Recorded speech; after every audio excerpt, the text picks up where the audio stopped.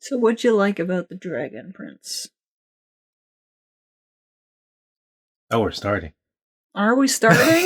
Yes. You have something to I thought you wanted to talk about this show. Was under the impression that you wanted to talk about it. Yeah, I want to talk about the Dragon Prince. Okay. We just watched seasons 1, 2, and 3 the last week or so.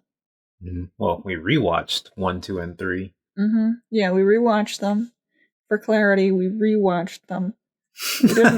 We didn't watch them for the first time. We rewatched them in this last week. Seasons 1, 2, and 3 of The Dragon Prince. What did you like? And as of today of this recording, we have seen episode 1 of season 4. The whole season's out, but we've only seen the first episode. Alright, yeah, so we know a little bit. We know a little bit. Yeah, don't know what's going to happen this season, aside from what was shown in the original reveal trailer. But instead of obviously starting with 4, let's jump all the way back to, heck, what year was it? 2019? When season 1 came out? Ask me if I remember 2019. It's been a minute. It's been a long minute. Specifically, I don't know what I'm doing. 2019. Specifically, first impressions of the show. Like, when we first saw it, what did you think? Oh, well, going through the show this week, I remembered how it felt to watch it the first time, and I was like, yeah, it's charming. Season 1 with the gang, the main kids meeting in episodes 1, 2, and 3, and I thought, yeah, it's charming, it's got intentions, the script and the story are being written carefully and in a thoughtful manner. But I thought it was slow to get going. A little bit. And the jokes were hit or miss, to say the least. I think it's something is giving it, is not holding it up. The jokes, I can see them in my head where they would be funny. Mm-hmm. And I know whoever wrote them thought they would be funny, but then it was in either the director or the actors or the animators where the timing got a little bit stretched out. I definitely think timing is like one of the detriments to like some of the jokes that I feel like should land. Right, because none of these jokes are bad. Yeah. They're very, like, I would laugh, but I feel like they are just a little bit too slow. They're like between the setup of the joke and the punchline of the joke, all the characters kind of have this self-aware, like, are you gonna laugh? Kind of. Like they're waiting on the audience response. Yeah, or waiting on a laugh track to finish. Yeah, like the characters are bordering on self-aware in the way that they tell jokes, and that's either the director's choice or the actors being, given that direction, or just really slow, or even in the animators and like how they are taking the dialogue and syncing it and then making the two characters react to each other. It just feels really slow. And I want to say that there's one really good example of that, but I feel like it's just every joke. Every single joke is just a hair too slow. So it feels like it affects the tone for me. It's like, I'm almost enjoying this a lot, but I'm only enjoying it a little. I know that sounds petty. That sounds petty when I explain it. I don't think so, because like we still think it's good. It's just like the jokes aren't as punchy as I feel like they should be a lot of the time. So Aaron Ehasz was one of the main creative minds behind Avatar: The Last Airbender, and yeah. I see his hand throughout this show, and especially in the jokes. I feel like if it were the Avatar: The Last Airbender characters giving me these jokes, then the timing would have been perfect. If these jokes were between Sokka and Aang, then I would be like, wow, these are great jokes. But it's because it's like the same jokes, the same style of jokes Aaron Ehasz likes to write. Or whoever on the writing staff is responsible for the jokes. Whomever takes the credit. It's the same style, but something in how the show is being produced through the production line is slowing down their timing, which is a shame. It could just be the animation style, like the 3D animation style. I feel like there are so many jokes that would be great. They're meant to be punctuated with like a really funny face. That's true. Like how in Avatar they would like I think one of the best jokes that Avatar: The Last Airbender has is where like it's like episode 3 where Is it the marble trick? Yeah, I knew it was the marble trick. I could see his face in my brain the moment you said that. It's like it's so iconic. It's like right in the beginning where like hype for the show is like massive, and it's like, oh, what's this new show? And I'm 8 years old and I'm losing my mind, and I see this little kid do a marble trick and make that crazy face. And it's like, pow, punch. Those are 2 jokes back to back, and it bowled me over. I was just the 2D animation allowed for it to be a lot more snappy. So snappy. It lands. It really and lands. Expressive. And I feel like the 3D models, and I like the style of the show. I think it's generally effective, but the 3D models do hold it back in trying to be as humorous as its predecessor, which basically this is a spiritual successor to Avatar: The Last Airbender. In a way, if not literally, at least for like me. Yeah, it's viewer, it's a kids show, but with an adventure and a theme and a real message at heart. In the way that Avatar: The Last Airbender was kind of basically the first of its show, first show of its kind to really do that for a young adult audience. To have a surging adventure saga, but for kids. So it was like, trying to be lighthearted and cheerful for kids, but also dealing with really heavy themes of war and sacrifice. And The Dragon Prince, in my opinion, is the only show that's managed to successfully carry over and try and do a similar thing that Avatar: The Last Airbender did so wonderfully. Yeah.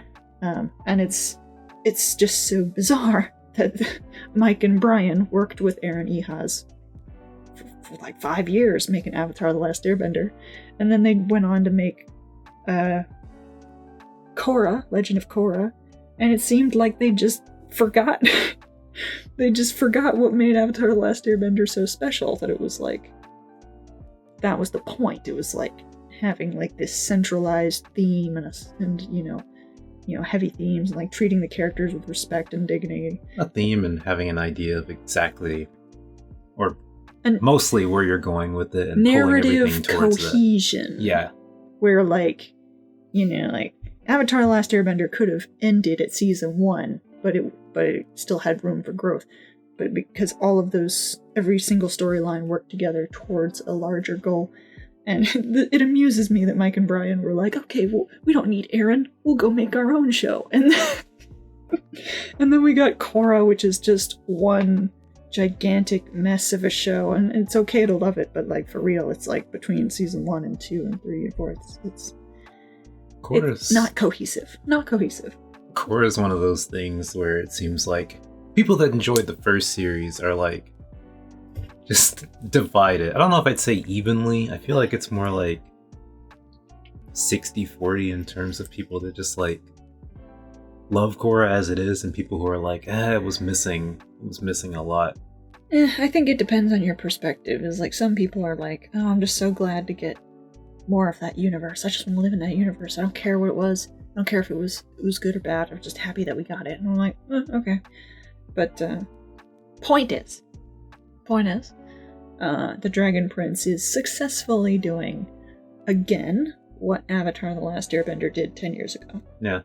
Or so long-term 15. narrative, pulling everything towards an end goal in mind. Yeah, a cohesive narrative about kids on an adventure dealing with adult themes, large, hefty themes of sacrifice and love and all these big themes that you don't usually see for kids, but packaged in a way that, and to dealing with lots of really interesting messages. You can see that Aaron Ehasz is really going crazy, really, really going ham with all types of messages and lessons for kids that he couldn't really put in on a Nickelodeon show 15 years ago. So we've got all types of diverse representation and lessons from the characters about,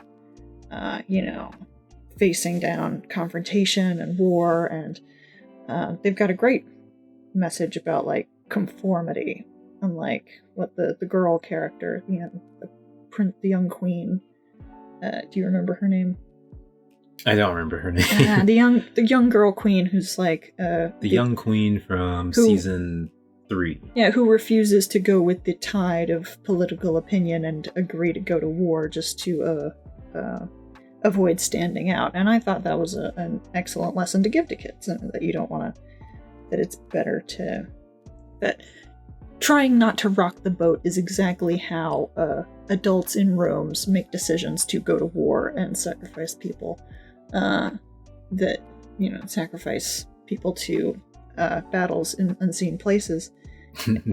Yeah. It's just this fear of standing out to the people that our political leaders will insulate themselves by trying to conform to the opinion of the room and send other people off to their deaths just to save themselves some discomfort. So yeah, all 3 of the rulers were literally said, I'll go to war if they go to war. And they're like, well, I'll go to war if he goes to war. Yeah. So I thought that was a great scene, and it was making a good point. It was the very good lesson to be given to kids. Kids need to know that adults in the room can't always be trusted to make adult decisions. Meanwhile, the adult in the room screams at the child for not making a decision. Yeah. So or actually, she did make a decision. So the show does all types of interesting lessons like that, and diverse characters on screen, queer characters on screen. It's really, really groundbreaking stuff. It does all of that well. It's a cohesive narrative. I think my enjoyment of The Dragon Prince comes from the story. Definitely, yeah. The story. And I'm invested. Story and characters for me. I'm invested in the characters. I'm invested because they are charming, and they are doing a good job of showing the characters struggle to achieve goals and, like, learn and grow, and that, Callum wanted to learn magic, but he didn't just, it wasn't just, I want to learn magic, and then 20 minutes later at the end of the episode, he had it. Right. He went on a journey to learn and think about it and, really struggle to grasp it. Through various episodes. Yeah, it took, I think, at least 3, like, of him trying and failing, and they're like, there was, like, he's gonna try, he's gonna touch a lightning rod, and like, no, he didn't, that's okay. Oh, that was wild. And then there was the one where he's like, oh, my friends are in danger, but I can't do anything, but I'm gonna try dark magic, it's gonna hurt, but I have to, so lots of emotional highs and lows, and so kids are used to, lots of children's media don't trust children to have the attention span for a long adventure, that most of the time you watch an episode of a kids show, whatever the goal is at the beginning of the episode, they finish it at the end. By the end of the episode, they have it. Usually. And I don't blame, producers of children's media for thinking that, but it is robbing children of the opportunity to even try to learn or follow a long story if we don't even make that type of content. And it's robbing me from having fun watching stuff when everything just ends that quickly. Right. So I assume that The Dragon Prince just had a lot of its seasons already, like, slated from the beginning, I think. At least the first 3. At least the first 3, and now it's got how many beyond that? I remember reading something about it a while back. I think it's got at least 2 more slated. Yeah. I thought they were doing 4, 5, 6. I was thinking around 6 total. Right. And it's like, that's so much room to work with, to just, like, craft your story. Yeah. But, what was I thinking?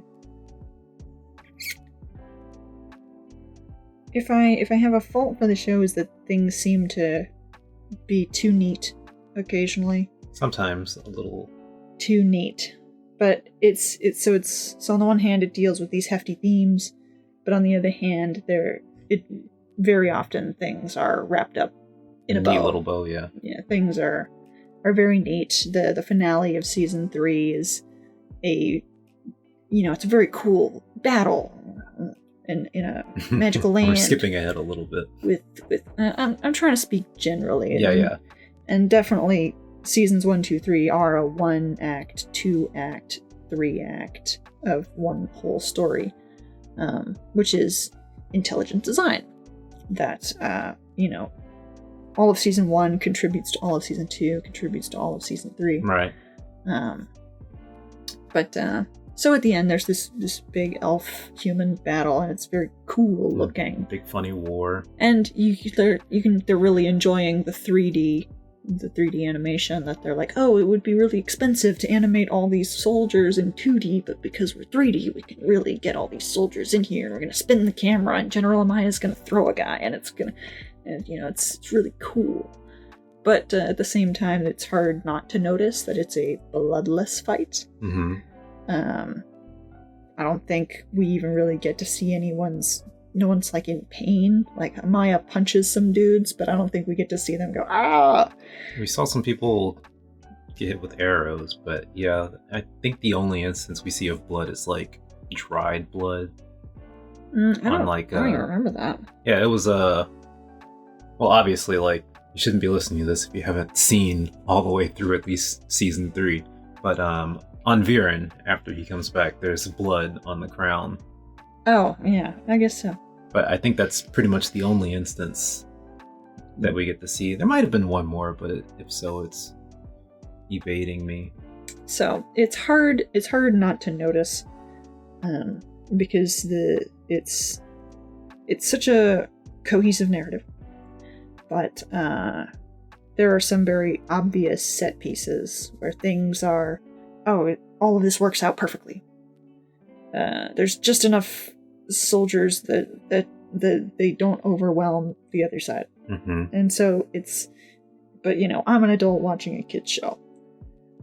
So it's like, they are very obviously hamstringing themselves.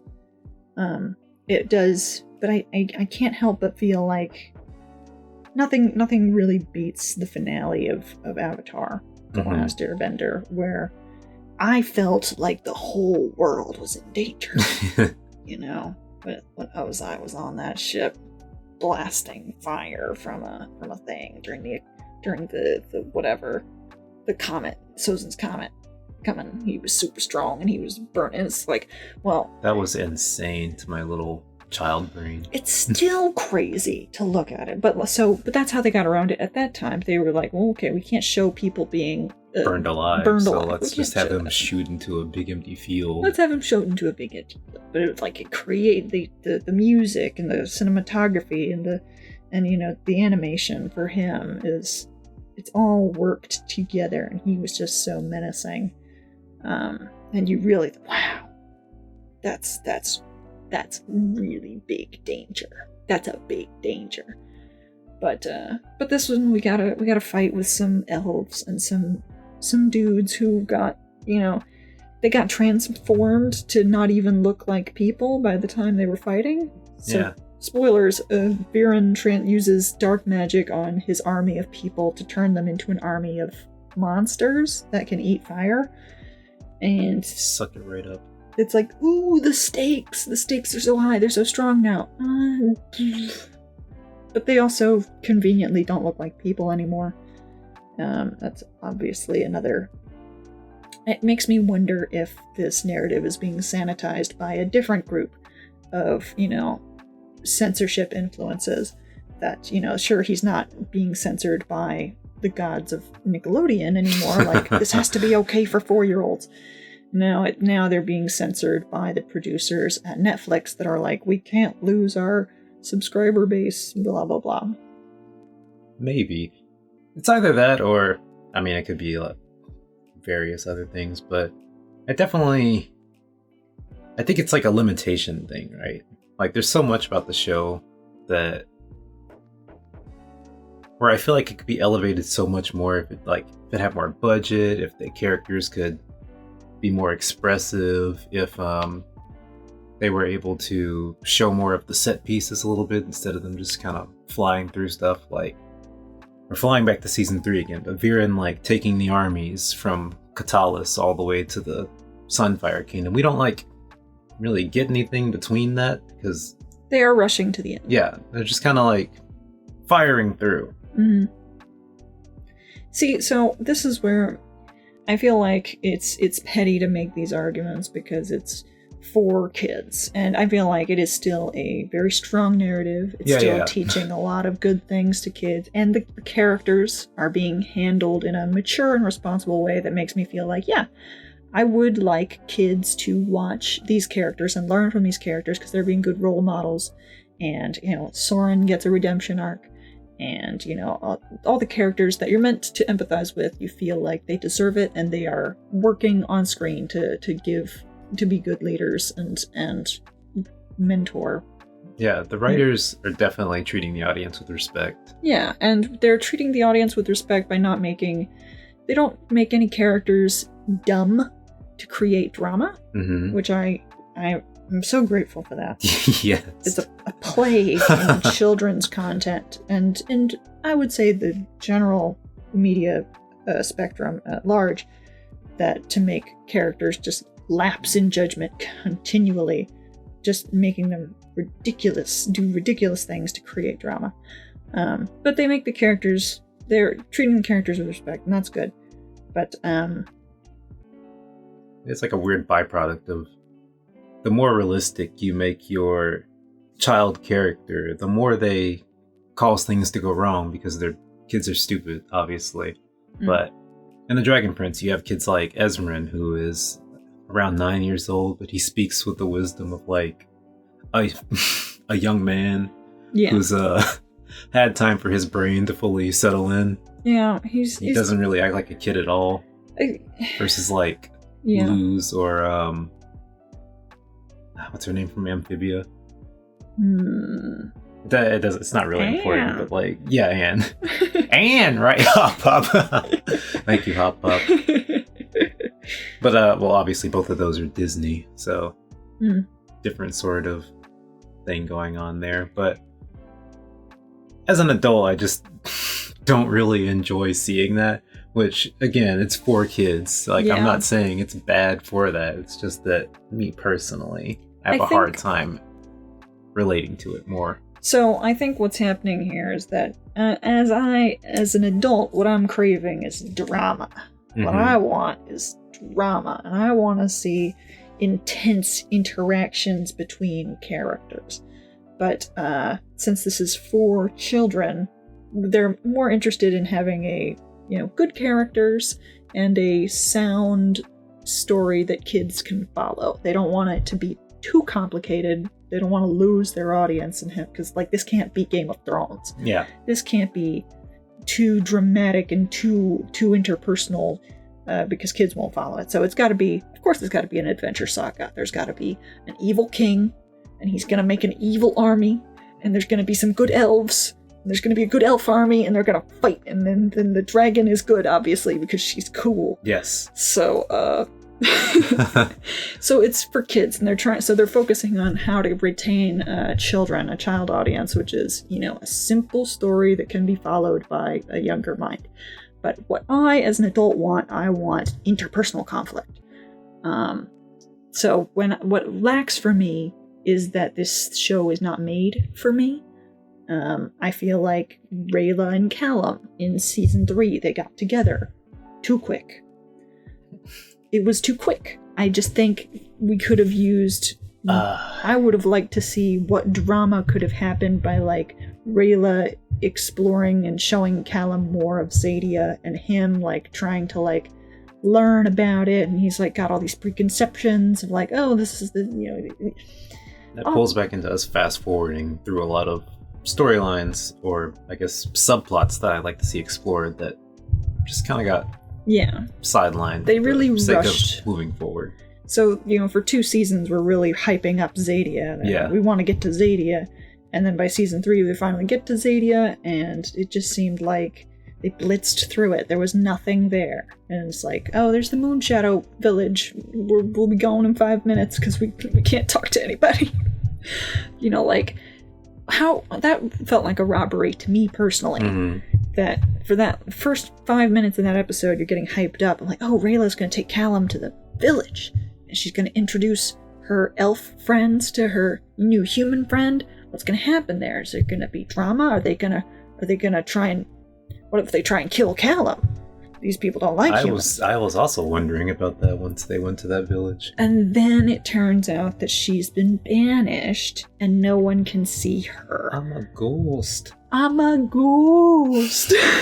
I love that accent. So that was disappointing because I wanted to see that interpersonal conflict. I was like, how are these people gonna react to Callum? Mm-hmm. How's she gonna introduce him? Is he gonna do the little Earthblood elf disguise? That would be funny, maybe a little, maybe not funny, but and he did do it actually. That episode. Trees to meet you. Anyway. But we didn't get that. So it seemed like the writers are avoiding large interpersonal conflicts. They are keeping it as simple as possible. The closest interpersonal conflict we got was with that character Nyx. This kind of skeevy, smuggler, thief-looking character with the harpy wings. And, Nyx. And the camel, the giant camel. She nicks your stuff. I wonder if that's why they named her that. I only just thought of that, actually. Alright. I don't know why that just popped into my head. Alright. Okay, alright. Anyway, point is, the closest that we got to an interpersonal conflict was this thief character. And Rayla doesn't trust her. Callum's like, but we gotta cross the desert. And it seemed like the only purpose she served was nothing. I guess she was there to like make a joke that Callum and Rayla look like a couple, and then and of course there's like a narrative purpose. She tries to steal the dragon, and they're like, no, give the dragon back. And they have to like work together to get Zim back. But it's like, anyway, I was not at all invested in the conflict with Nyx because she's a stranger character. Never seen her before. She just pops in for an episode and then disappears. Pops out at the start of the next episode. Yep. She's just like, I'm sketchy and you really shouldn't trust me, but you don't have a choice. She got a lot of screen time too. And a lot of leisurely paced jokes with that awkward timing humor that we discussed earlier. So that was disappointing. They're trying to keep it very base level, and it makes me wonder if, like, I feel like that's another thing that Avatar: The Last Airbender really succeeded in. Did they have more resources? Were there more creative minds working together? That, like, so many of the most interesting episodes are just about the characters hanging out. Yeah. They're not about, fighting the Fire Lord. But, like, I mean, so my film teacher used to say, media can either entertain or enlighten, and good media does both. Not that all media has to be laugh out loud funny and poignant. Right.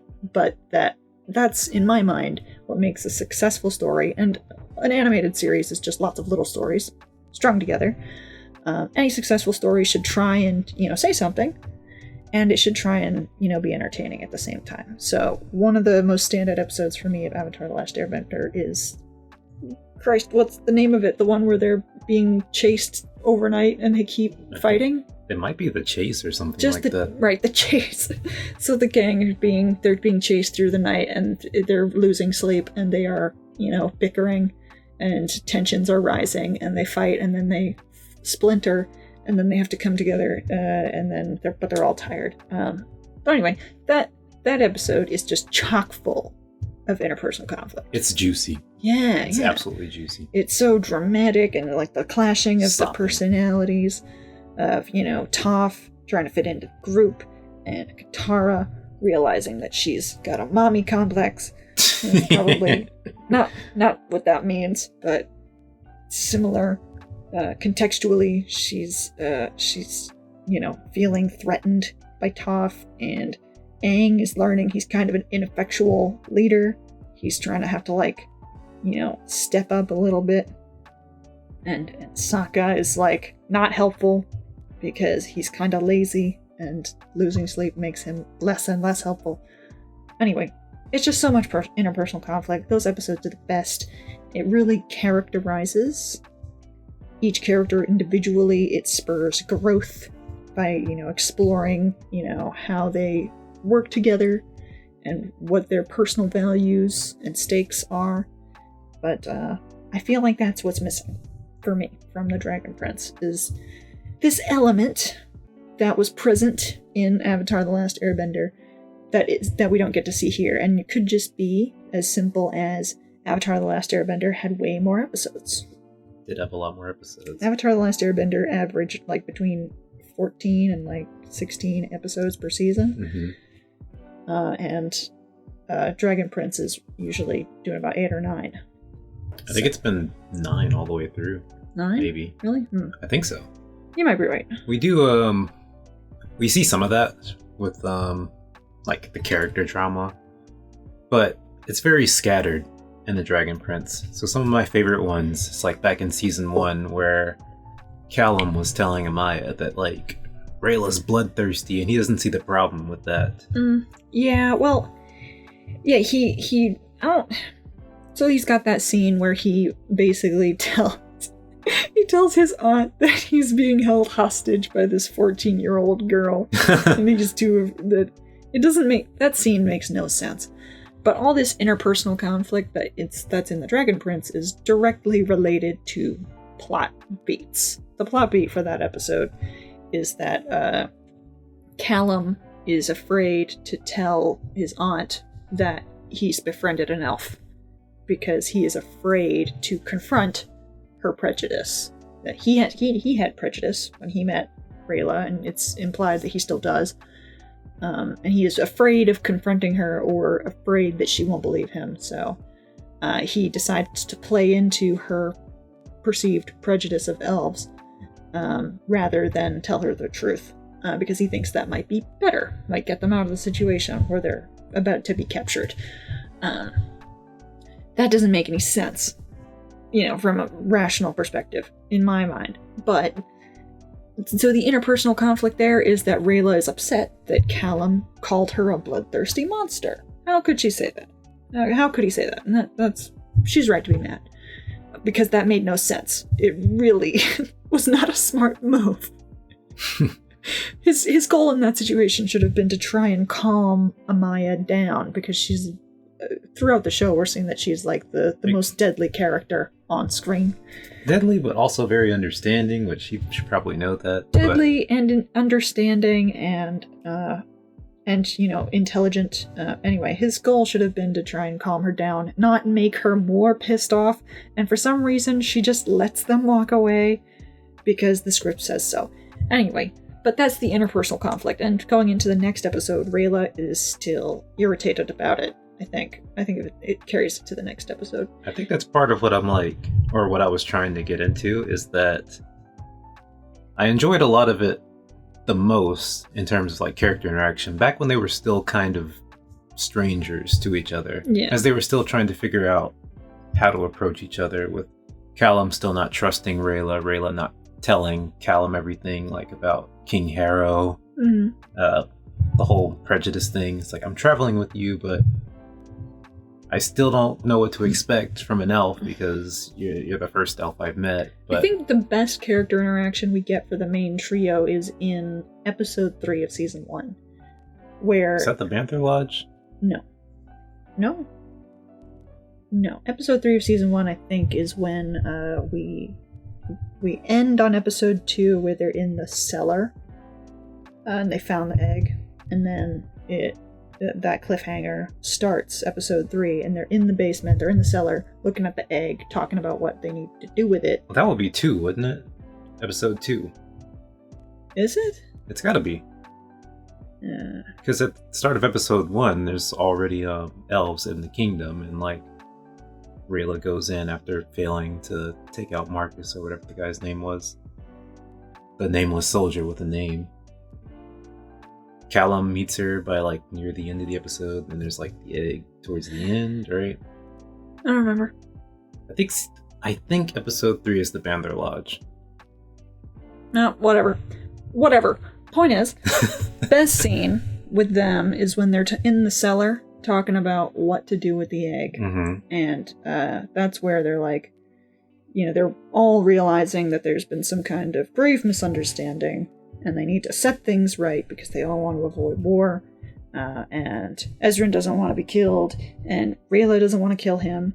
And, they're all realizing collectively that there was this conflict that was about to happen. There was about to be a war, and they were like, oh, we have a chance to stop it. Let's correct this thing. Let's all work together to return the egg. And so that situation is like, you get to see the most out of the characters, their personalities, that they are all coming from different places, but they're having this shared value that they want to, and that they are willing to work together, even though they don't know each other, and they had the worst possible introduction, with Rayla introducing herself as a killer, wants to kill a child for no reason. That she said she comes from this culture that just kills people for retribution and hasn't questioned it until, like, right this moment. Anyway. So that's the best scene, in my opinion, where they have this big choice to make, and like, I shouldn't trust you. You have knives, and you said you wanted to kill me.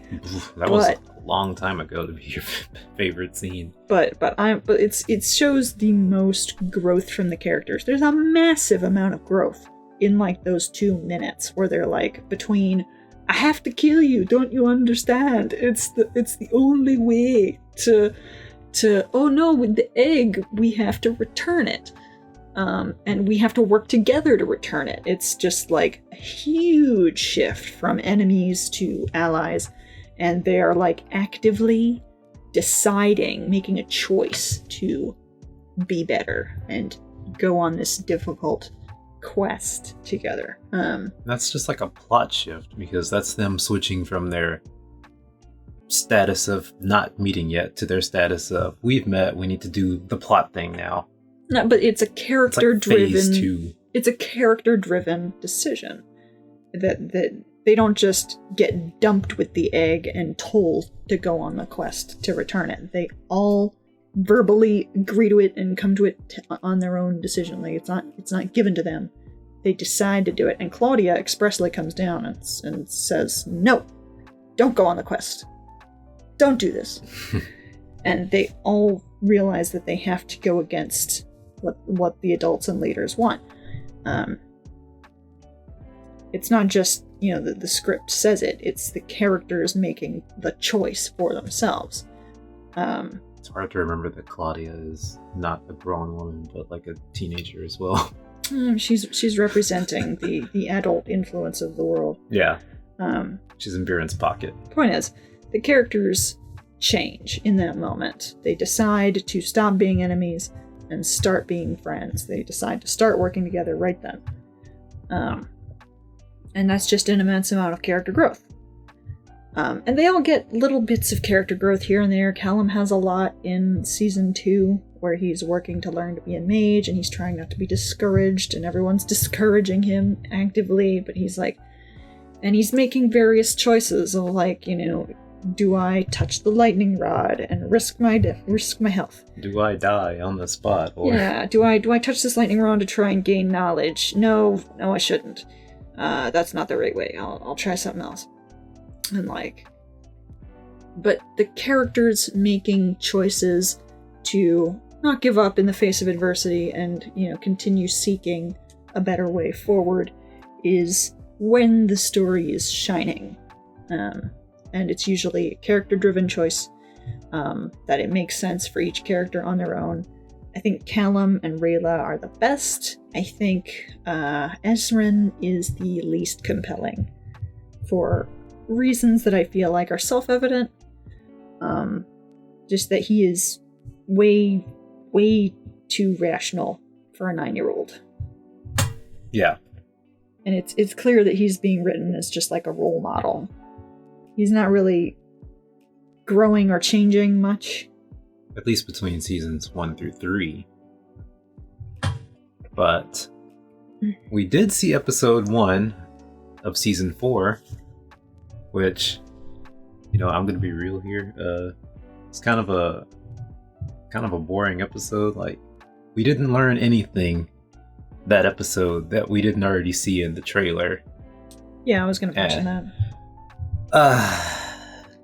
It's like, seriously, I love this show, but what was that episode 1? What was that? Yeah, lots of bloated humor, lots of very slow-paced jokes.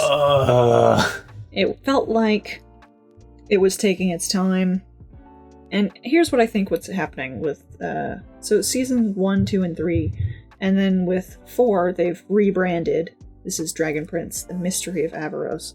So they're really separating the first 3 seasons from this one. Mm-hmm. It's basically a whole different show. But they know they're bringing over the audience from the first one, so they're trying to keep their form and their style. But I think we're going to have a completely different show. And from what I can tell, this first episode, too many people, too many writers in the room.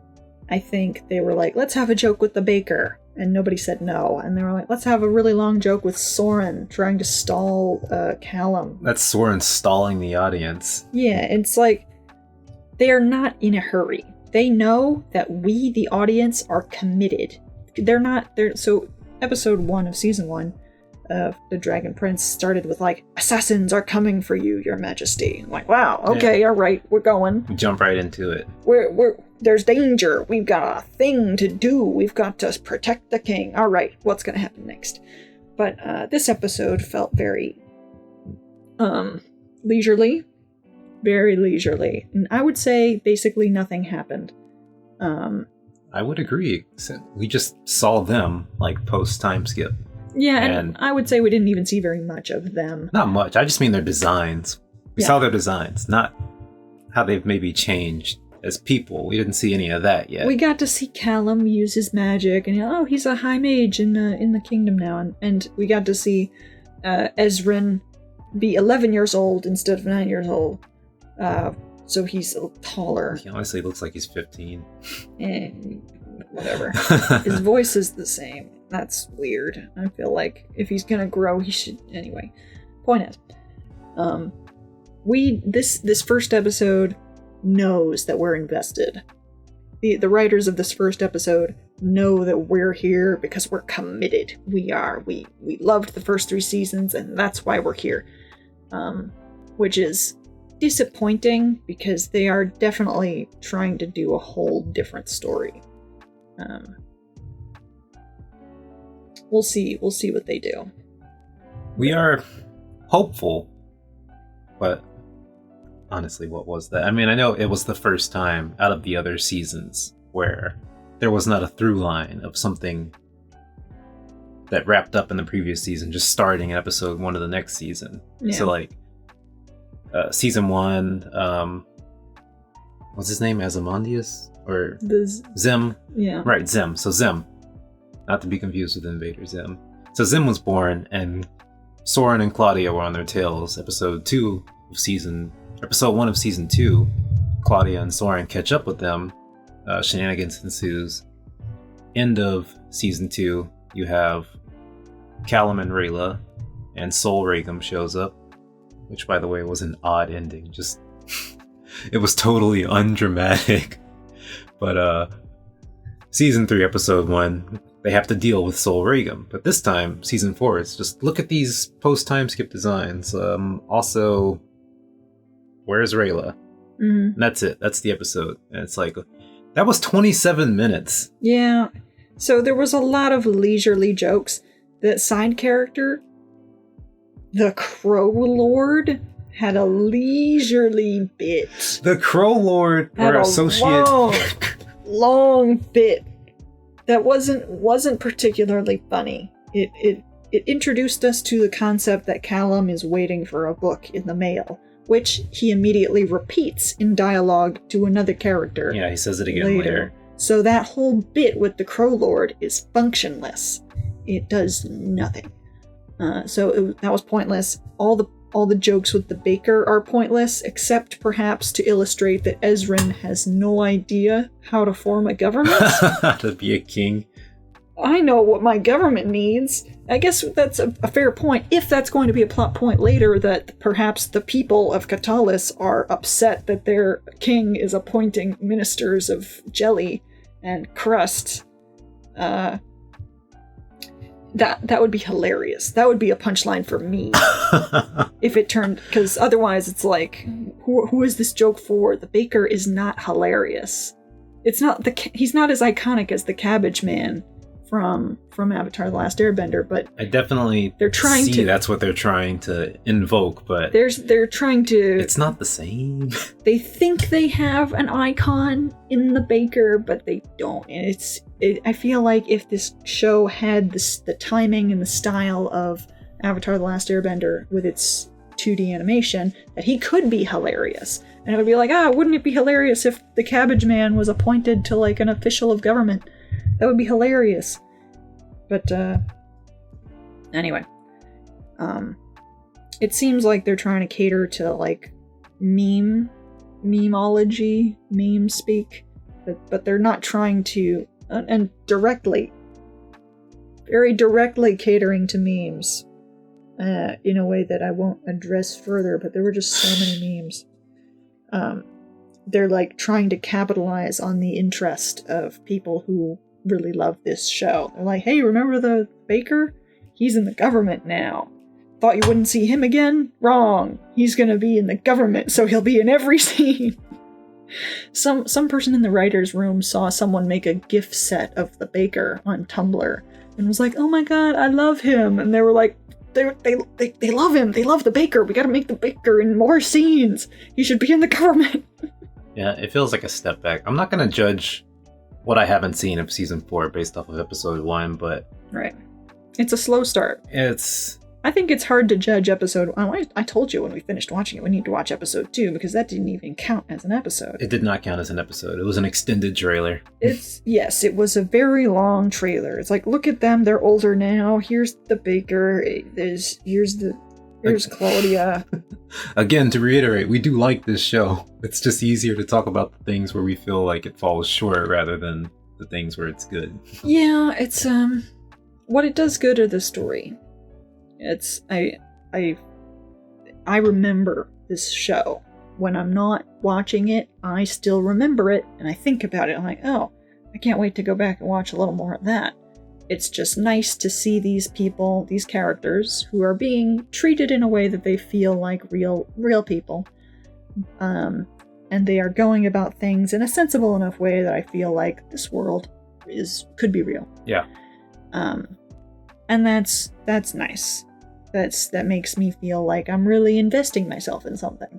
That this is a world that the people who wrote it, they really love it, and they have respect and love for us, the people who watch it, that they want to make it good and, comfy and nice, and, they treat the characters with respect. So I'm sure we will get there someday, but I think from what we've seen of episode 1 of season 4, it seems like the writers are getting a little too cocky in their sense of humor.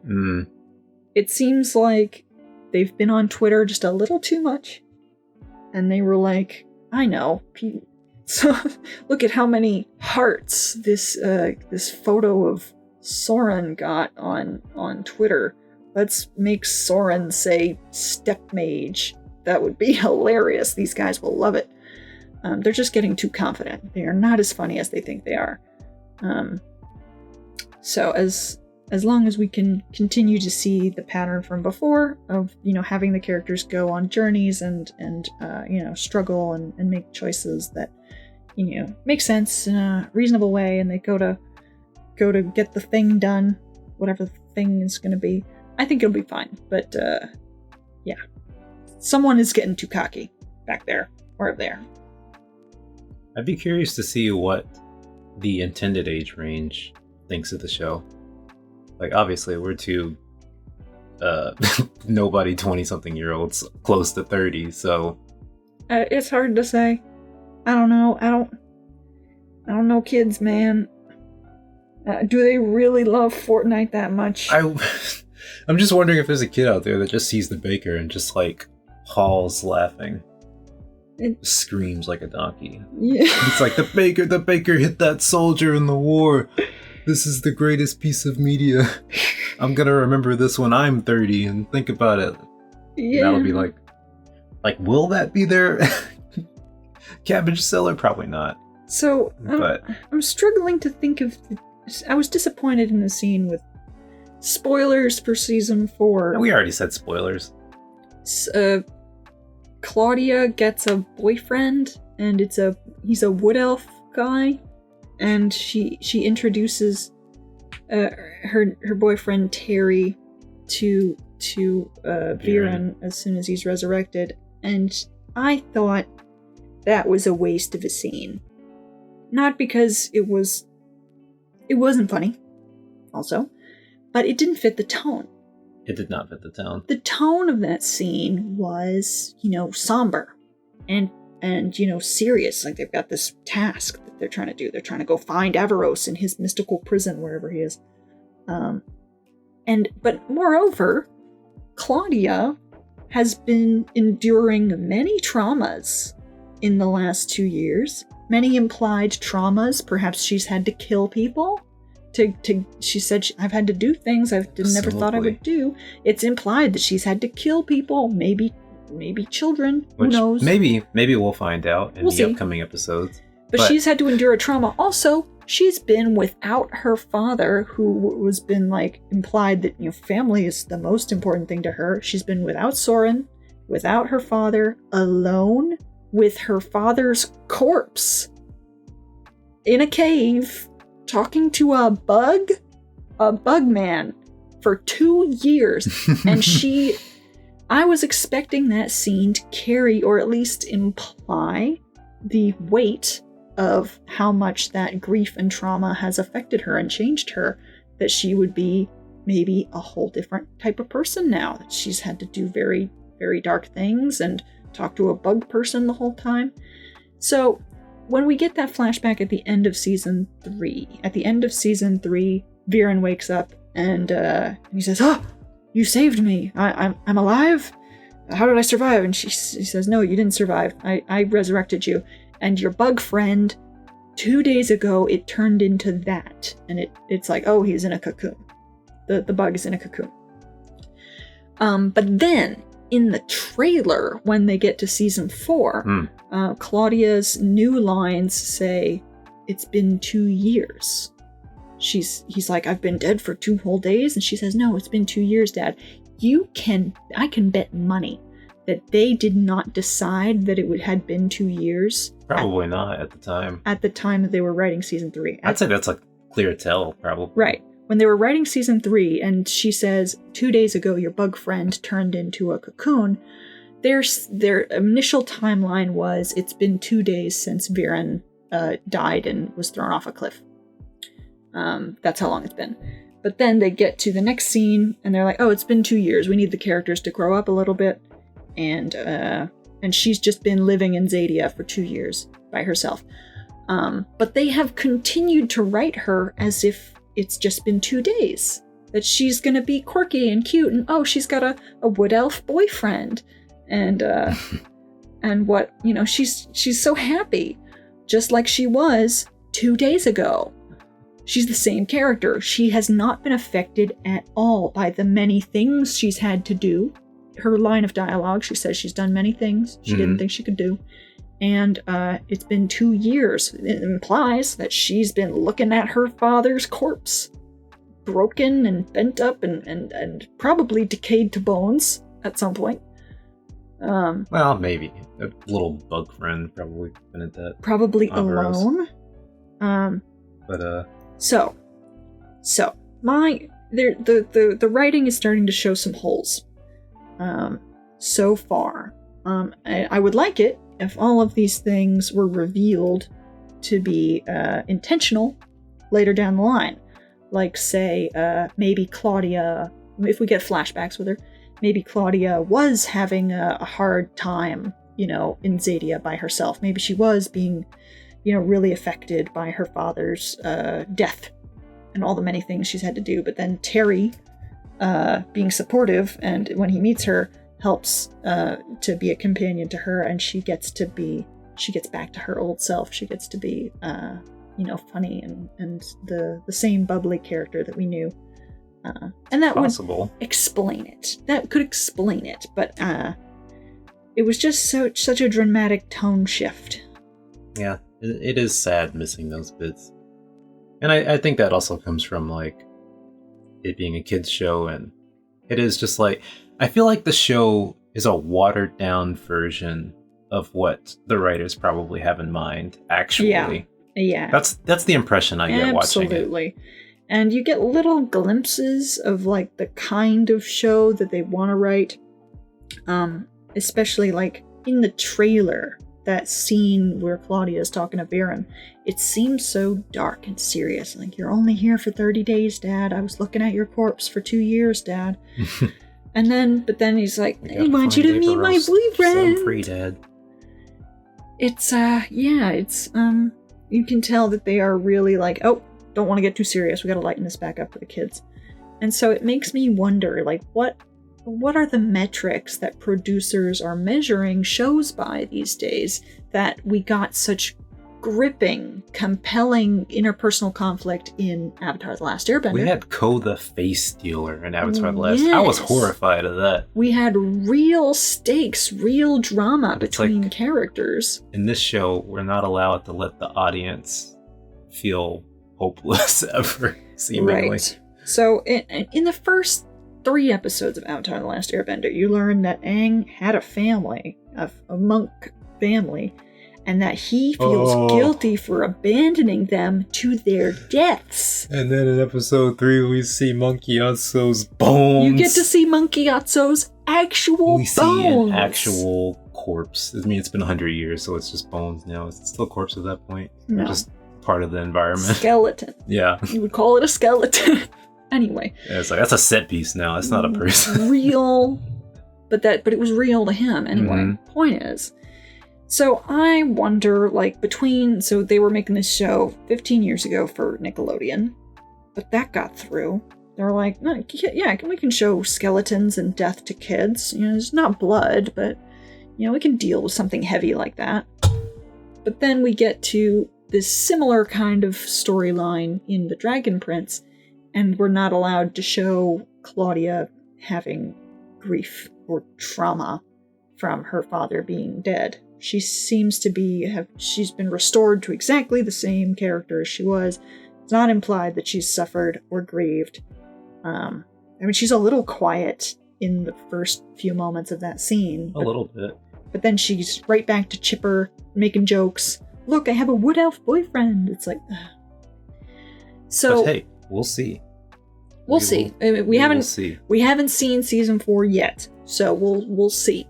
My greatest hopes for season 4 is that we do get to, like, dip back into Zadia, into more pockets of it, and really get immersed in Zadia instead of just going set piece to set piece. Or more of Katalis, even, that we've only, or not more of Katalis, more of the human kingdoms that are not Katalis, but the other countries. Mm-hmm. I just think that these stories thrive when we really get to see more characters having more stakes, more opinions. Everyone wants their own goal, and how they interact with each other and clash as they try and get to their own goals. That's where the show can be good, and I think that's where Avatar: The Last Airbender really succeeded. The question is, can they do that with what they have? It seems like, I think they could do it. I think they could, yeah. But because, like, this first episode, and in general, it seemed like this episode was the most egregious offender, episode 1 of season 4. It was just so leisurely paced, and there was no sense of a plot progression. Was there even plot? Callum expected a book, and is that the plot? Is that the plot of that episode? Callum told the mailman that he's expecting a package in the mail, and that was the extent of plot progression. Yeah. So, but it's the tone of the show that, it's the dialogue progresses in a very leisurely fashion. The jokes are not that funny, but they really, really commit to the not funny jokes. So it seems like they slow themselves down. That we could have a snappy, quick story. We could do lots of things, but we don't. There was one instance I remember of like a joke being bad, but it still served the story. And that was Soren talking to Prince Kasif in the end of season 3. Towards the end of season 3. Was it the horse joke? Almost. They're marching towards Zadia, and Soren is making many flat jokes in Prince Kasif's direction. And it's the punchline of the joke is that Kasif doesn't laugh. The punchline is that Kasif doesn't find Soren funny. So when Soren makes a joke that is bad, and Kasif doesn't laugh, it's still funny. So the worse the joke is, it still serves a purpose. Was it the Neolandia joke? Yeah. Noodleoodlia? Yeah, Soren's like, you're from that country. I know what it is. Noodleoodlia. It's not a good joke. It's not very funny. But the punchline of the joke is Prince Kasif like, ugh, you're weird. That's the punchline. So, but those bad jokes still served a purpose. The purpose was that Prince Kasif is like judging and not friendly with Soren or Claudia. And they almost did something with this. Prince Kasif is looking at Claudia and Soren and thinking, they're kind of weird. And then he looks at the mage, he looks at Viren ahead of them, and he says, and is your father talking to a bug? And they're like, yeah, it's his little bug pal. I thought they were implying that Prince Kasif was going to try to usurp Lord Viren and take over Katalis, because he's like, oh, these people are insane. I could take over this army. But then Lord Viren goes to the Sunfire Elves and does the thing where he steals their relic, and then Prince Kasif says, okay, I trust you now. Okay, I trust you. And Prince Kasif volunteers. Prince Kasif, in that scene, volunteers to be turned into a lava monster. Yeah. So, that scene where he's talking to Zoran and Claudia and like thinking that they're weird also does not serve a purpose. It seemed to be working towards something where like Prince Kasif is like, oh, I doubt you people. I don't trust you people because you're weird and making bad jokes. That seemed to be the point at the time, but they didn't follow through. It did lead to one of my favorite character lines though, which was Averos saying, am I your little bug pal? That was gold. That was pretty good. And it was a character-based interpersonal reaction. Yeah. Interpersonal interaction that they are. Like, that was the most compelling moment of that episode, probably. It was just like... I think it's what I remember most from it. Averos looking at Viren and being like, so what are we? I'm not into labels, but like, what is this? You know, we've been ragging on the jokes, but there are also jokes that we do find funny. Your favorite joke, or one that you actually did laugh out loud on, was Rayla and the Pirate. So you give credit where credit's due. So, but that joke is just, it's interpersonal, two characters playing off of each other, and the timing was right. Timing was perfect. Anyway, so timing is everything. This ties into the timeline, but we watched the latest episode of Mob Psycho as of this week, and the end of the episode was a joke, and the timing on it was so perfect. I was laughing as the credits were playing. Anyway, I think I just love well-timed jokes. They just give me life. Mm-hmm. So I think to summarize, yeah, the Dragon Prince is a good show. Yeah, I agree. It's a good story. We like it. We promise. It's a good story when you think about it in terms of its structural elements. The way that the story is weaved together, that the characters with their side stories all work together and progress in a meaningful way, and that like characters that are necessary later, that are big important characters later, are introduced early. And like General Amaya doesn't have a big part to play in the story, but she's introduced very, very early, so that her presence is always throughout. She's always a player on the board. And she was mentioned as early as episode 1. Yeah, and all the necessary story elements never come out of nowhere.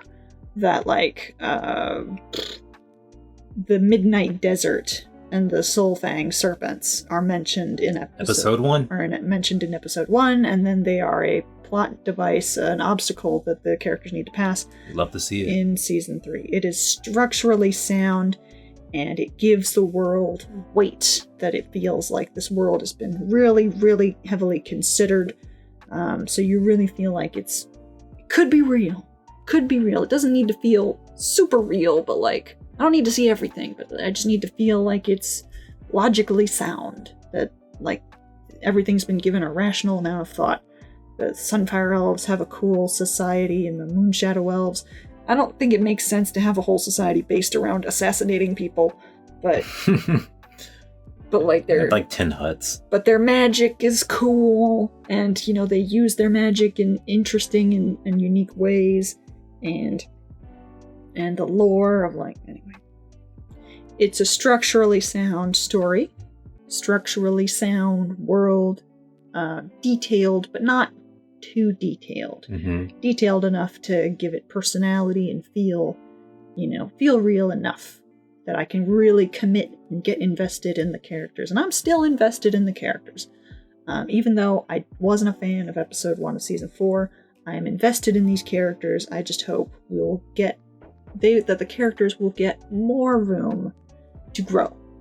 If I'm not hopeful so far, but if Ezrin can be given room to grow as a character, so that I don't only associate him with talking to animals and jelly tarts, if he can get a third personality trait, he's got two personality. If he could just get one more personality trait, but the writers need to commit to making the story be about their choices and giving the characters choices to make, to really explore who they are as people.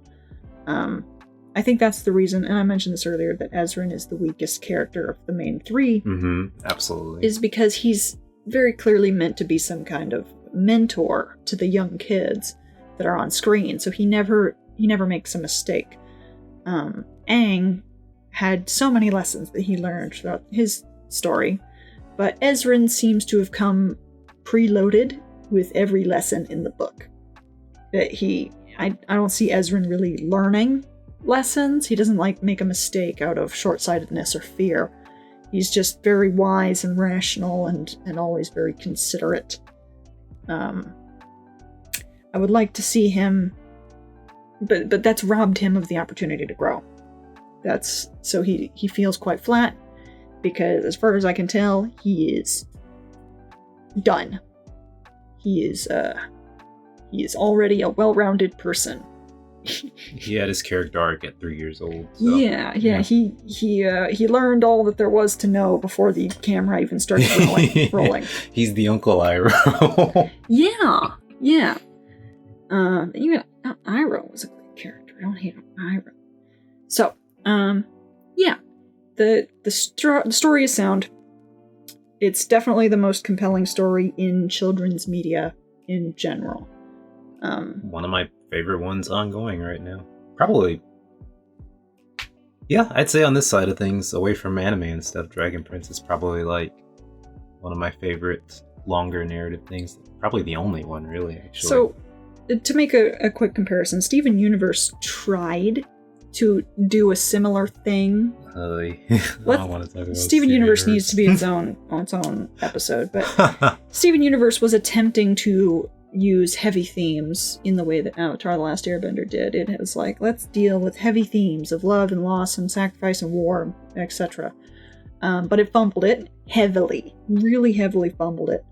And that just showed like a lack of forethought on behalf of the writers, which there weren't any writers. That's probably the point. But the Dragon Prince succeeds in using its heavy themes to effect to create a narrative that is meaningful and instructional and, teaches things to kids. So it is doing that well, and the characters are sound, and I feel invested in them. So it is a good show. But I hold off on calling it a great show, because as far as I can tell, the show just doesn't have enough room. It doesn't have enough room to give us more of the characters. So like that, the episode The Chase with Avatar The Last Airbender, nothing plot-wise actually really happened in that show. I mean, we got to meet Azula. Like, the gang got to meet Azula because she caught up to them eventually. And that's kind of relevant, but that whole episode is just about the characters interacting together. If Avatar The Last Airbender had to keep it to 9 episodes a season, The Chase would have had to be cut. Absolutely, yeah. Right. But because they had more episodes per season, because they had more episodes to work with, they got to give us these really interesting episodes where the characters were just interacting together. The Ember Island Players is a brilliant episode. I still think that's like peak Avatar. It's brilliant. It only functions because of everything else that led up to it. And it's just about the characters interacting. That's all it's about. Anyway. So, The Dragon Prince has fewer episodes to work with. And the pacing of the writing between the dialogue and just overall, it's slower. That we watched episode 1 of season 4 and felt like barely anything happened because the characters were just giving this slow, witty banter back and forth to each other, that they made a TikTok, they made a Fortnite flossing joke twice. They did it twice. I think I cleansed that from my brain after seeing it. And it wasn't funny either time. It was not funny either time. But maybe the kids enjoyed it. I don't know. So, when the Dragon Prince is taking its time seriously, when it's using its time effectively, it can be really good. But when it is bogged down, it's not good. And that's a shame. So I would say it is a good show. Good. But not great. Yeah. Dragon Prince, we want you to know that we love you. And that's why we want more from you.